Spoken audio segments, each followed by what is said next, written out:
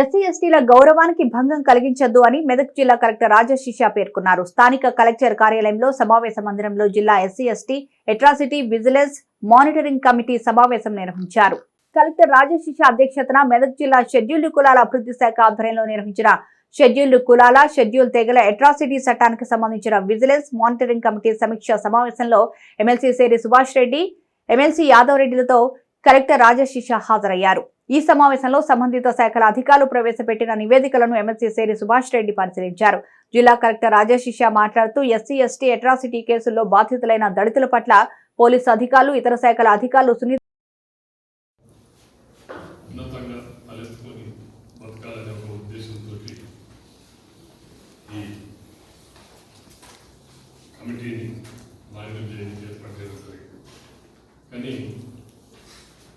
గత కొంతకాలం నుంచి మనం పరిశీలిసి చూస్తే మనకు దీన్ని ఇంప్లిమెంట్ చేయడంలో అధికారులకు కానీ ప్రజాప్రతినిధులకు కానీ సమాజంలో కూడా 2-3 రకాల ఇబ్బందులు అయితే మనం ఫేస్ చేయడం జరుగుతుంది.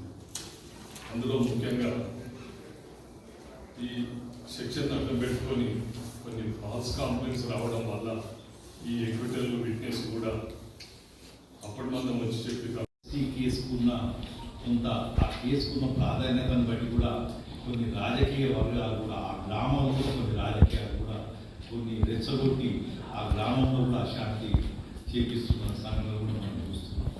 మనం అట్లాంటి వాటిని మెయిన్గా చూసుకొని ఏదో ఎవరినో బాధించాలని కానీ అయితే బాధితుడు కావచ్చు, లేకపోతే అన్నెసరిగా అక్యూజ్ అయ్యే వాళ్ళు కావచ్చు, ఎవరు కూడా ఉండకూడదు.